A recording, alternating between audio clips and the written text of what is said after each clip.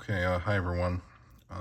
Today, I wanted to do something different. I just wanted to share about my journey with languages and some of my language books. This is my other thing I collect, and it's part of my work, basically.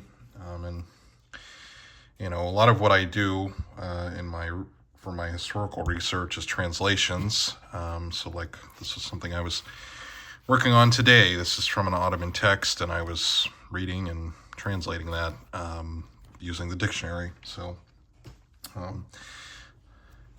I was never like a big serious language learner. That came pretty late in my sort of academic life, I guess. In my yeah,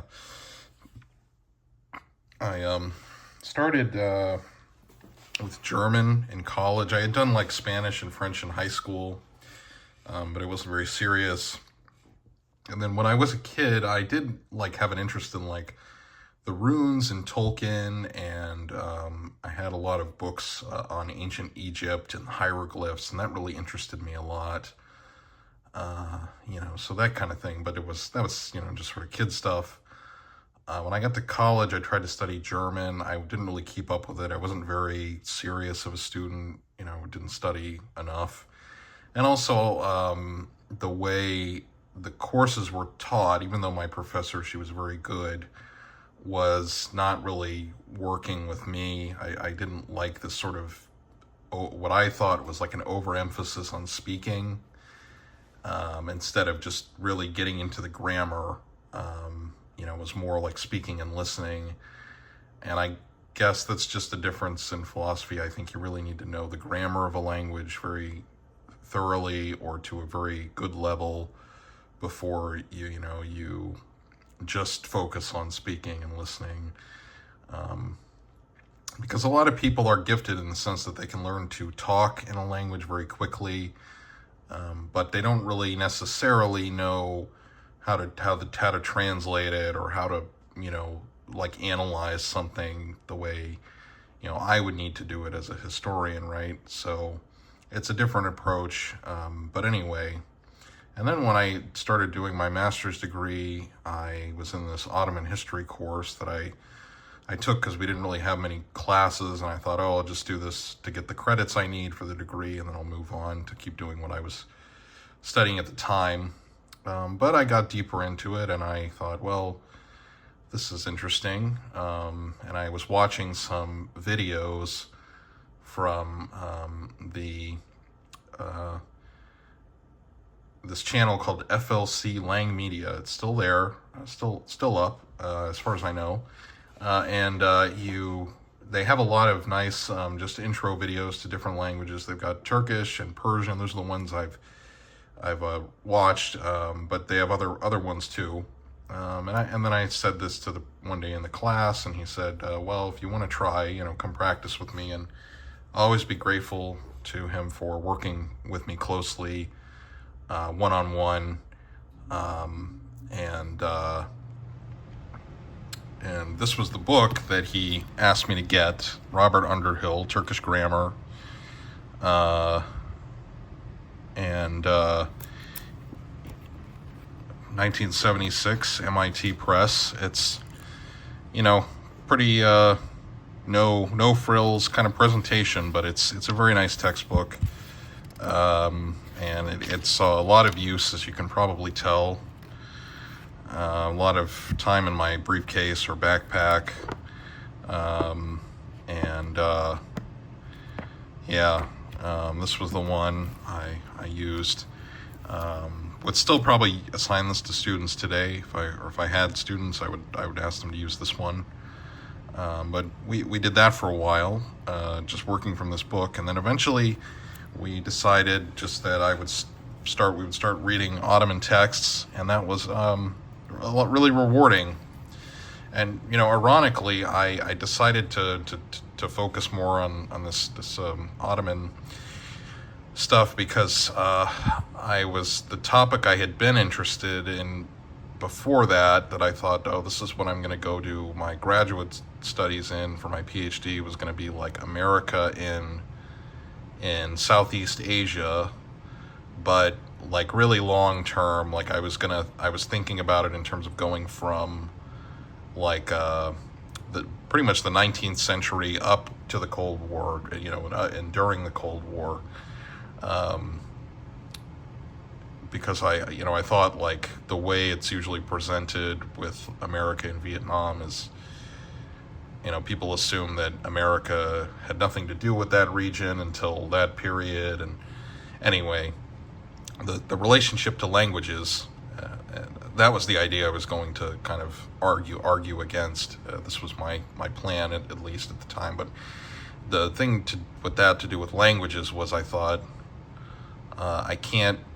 I thought, oh, there's no way, because I'd have to learn Chinese probably. I'd have to learn Vietnamese, and probably also like Thai, or like one of the one of the Malaysian languages potentially. And I thought, oh, I could never do this. I could never learn to read all these, or be conversant in all these. It's impossible. But, here I am now, doing something much different in some ways. But, I realize that, yes, I can do this. Maybe someday when I'm older, I'll return to that idea to write about that U.S. history. But anyway, and then we started doing Ottoman Turkish, so I had to get this dictionary, which is very expensive. This is the more updated, modern Ottoman Turkish to English dictionary, and this has the words in Latin letters, but it also has the Arabic script side by side. As you can see, this has been pretty beat up, so this has traveled with me a lot. I pretty much always take a dictionary with me wherever I'm going, but it's been with me when I went to Hungary, and then when I went to lived in Turkey, and back and forth all over Poland. So it's seen a lot of use, as you can see. Mostly just the cover, but yeah, it's definitely seen some use. And then when I went to Turkey, well, my professor gave me this dictionary, but these are all the same dictionary. This is the first one I bought in Turkey, but this got pretty worn out from use, at least the cover did. And it also got caught in the rain a few times, so that's not fun.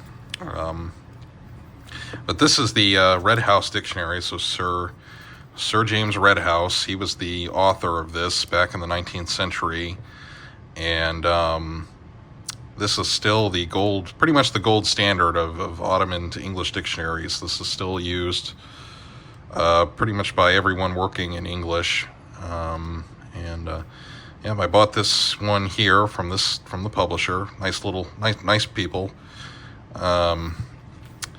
But this has the terms with the Arabic script, and I have another one of these that's sitting at my desk at the university, but this is the one I keep at home, the one I use the most right now. But yeah, I've got quite a few of these. Probably will be more unless I get this one rebound at some point, which I probably should. But yeah.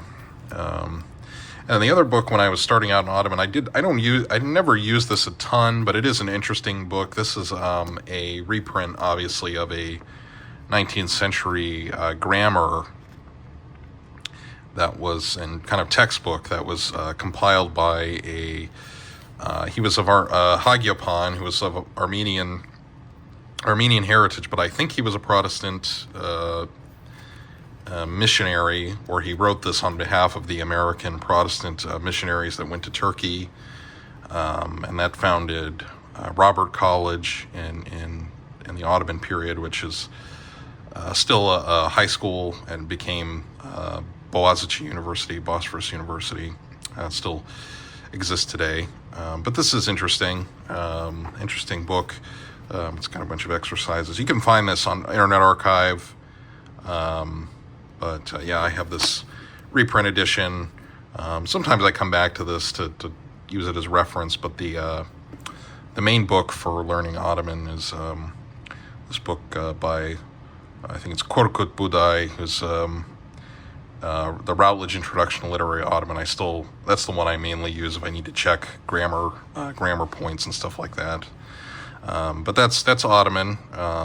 So that's my kind of journey with that, and that's what got me into really studying languages. And it was a completely different way of learning that I found was a lot better for me, which was by reading things, looking things up in the dictionary. So, like I said, what I do is I've got like the text, even if it's manuscript or something, and I write out what it is in the original, and then I look up the words in the dictionary, and then I write it down. I mean, by now, I know enough that I don't need to look up every word, but a lot of it I do still.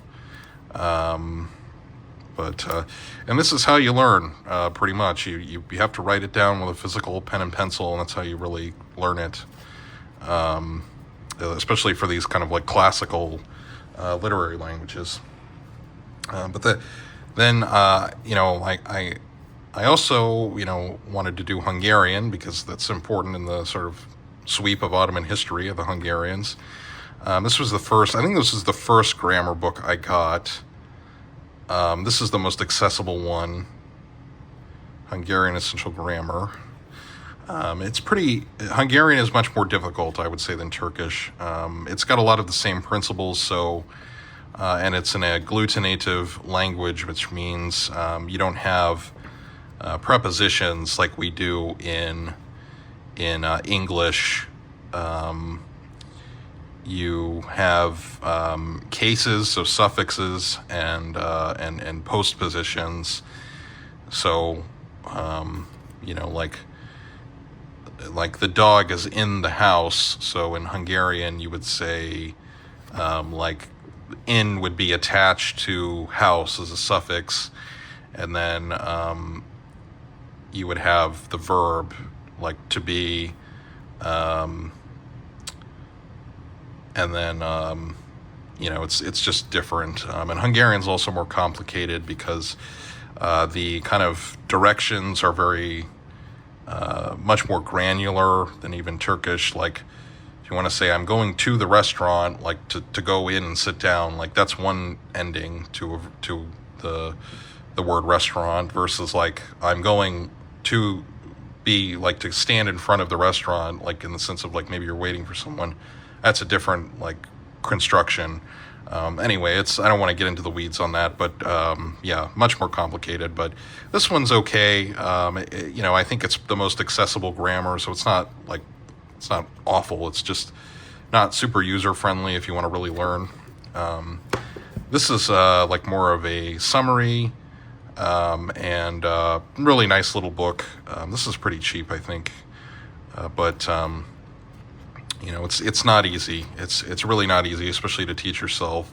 I was fortunate. I had about a year and a half of Hungarian. I'm hoping I can probably get more actual instruction with a teacher or something again. But this is the most, I think, useful book. This is from 1965, Learn Hungarian.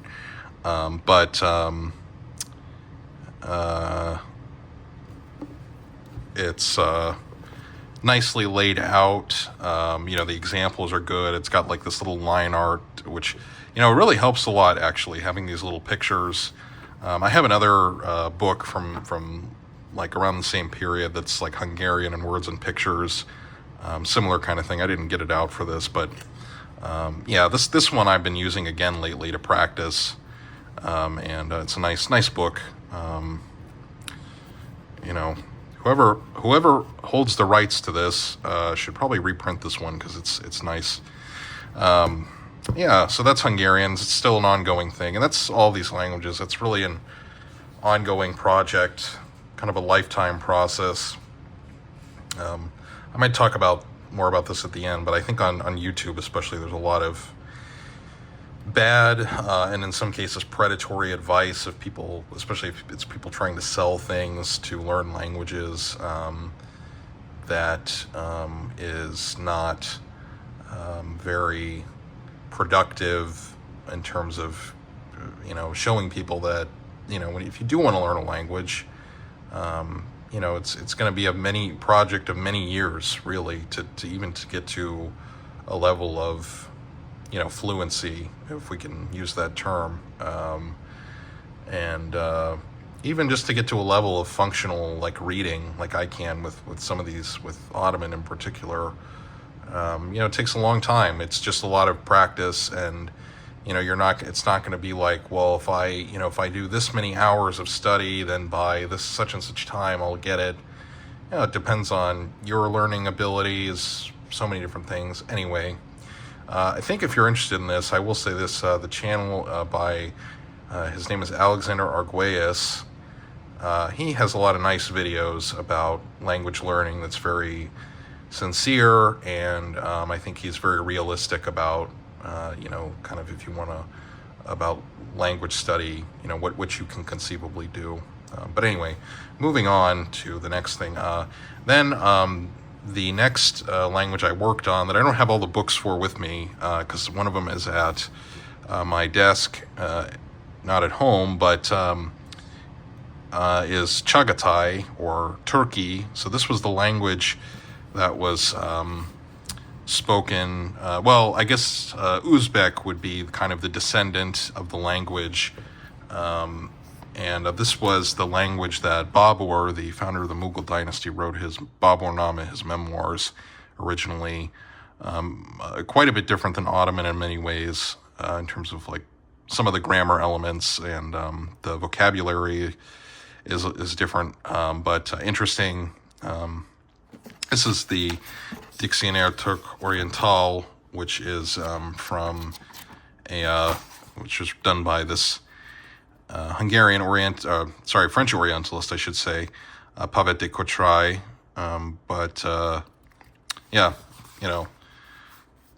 De Ouvrages, de Babel, de Abul Ghazi, et Mir Alisher Nava'i. So these are, kind of the luminaries of, Central Asian literature. I forget. I should know this, but I forget Abul Ghazi's specific contribution. But Mir Ali Shir Nava'i is a poet, and this is a reprint. This is like one of those reprints that they do in India. It's a nice book. The main grammar for learning Chagatai that's the most user-friendly is by Eric Schlussel, and you can find that for free online. Nice book. I wish I keep it at my desk at the university, but interesting language. It's kind of tough because there's actually not much written in it, but that's accessible online, I should say. I mean, I'm sure there's manuscripts in Central Asia, but I wish I had more time to work on it, but work with the language. But interesting nevertheless, I think. And then the next one is Persian. So Persian was like kind of my white whale language for a while. And in the sense that even though like there's many more resources for Persian compared to other languages, but it was just, didn't work out for various reasons.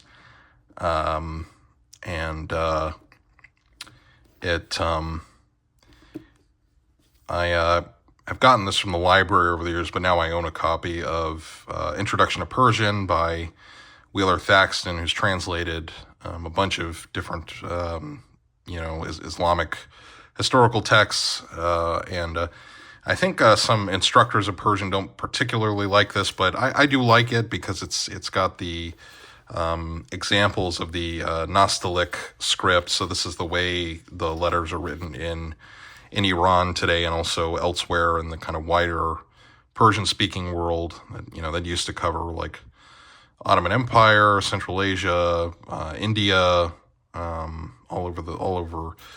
much all over Asia, Inner Asia. Nice textbook. I've used this a lot, but I thought, I could really teach myself, but it's only recently I've had a Persian professor that's been able to teach me, and it's been a really rewarding experience. And we're just doing doing it the way I learned Ottoman, just reading a text, and that's slowly improving, and it's very enjoyable because the thing we're reading is interesting, so it's gives me motivation to keep working. So this is my Persian dictionary. This is by Steingass, another one of these old school Orientalists that did a lot of this hard work in past centuries. And it's just the dictionary, but I also got this one in Turkey. And oh, this one, the cover's coming off too. Okay, that's not good. But yeah, yep, and that's Persian. And then just quickly at the end, my Tibetan dictionary. I had the opportunity to learn Old Tibetan last year, and that was a rewarding experience. It was tough, but it was interesting. This is a dictionary by Yashke. He was another one of these, old school linguists. I think he was a Protestant missionary, so he went to Tibet, and this is still pretty useful if you want to read like old and classical Tibetan. Not so much the modern language, but it's very interesting language. Also agglutinative, like Turkic and Hungarian,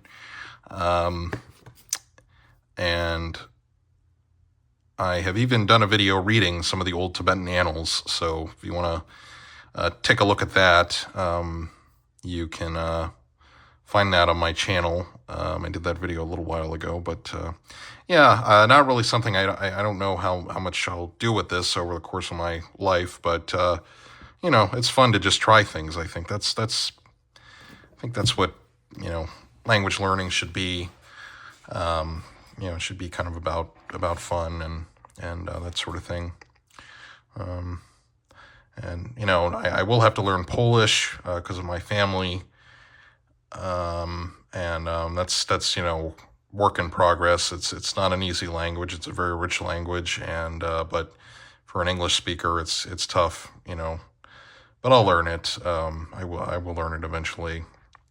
That would be the first Slavic language I attempted to. So, but I think that would probably be the best one to start with in some ways, because Russian I know is a lot more. A lot simpler in some ways than Polish. Polish is more kind of layered. But anyway, that's what I wanted to share with you guys today. Just a little bit about my kind of journey with learning languages and my thoughts about it. I guess I'll just say, if there's nothing else you take away from this, is just if you do want to learn a language, I think just to always remember that this is a lifetime project. And some people are very gifted at talking quickly. But if you have other goals like I do, you want to read like historical documents and literature and that sort of thing, that requires a lot more intense study in some ways than just learning like the colloquial language, and a lot longer, so it takes a long time. It's just about like getting the hours in, but also making sure that those hours are used well, not just like mindlessly trying to learn vocabulary or do flashcards of vocabulary, because, I think learning the grammar, that's really the most important thing of any language. Even if you don't think it's fun or interesting, that's kind of the building blocks. You got to know how the thing works, and then you can go have fun with it, right? But anyway, this one ran kind of long, but this is like another thing I'm interested in, and this is my other big hobby. So I hope you like this. If you've watched to the end, I appreciate if you watched it to the end. I've thought about starting another channel that I talk about more of this language stuff, because it is something that interests me. But I thought I'd just do this one here because, I have you guys that watch me, and maybe you'll find this interesting, even if you aren't interested in language study, and that's okay. Not everybody needs to learn like 20 different languages, or even 2 languages or a second language, right? It should be something you do because you enjoy it and you find it rewarding, not because it's something you feel you need to kind of like, grind for and something like that. So, all right. Thank you for watching this, and I will talk to you guys in the next video.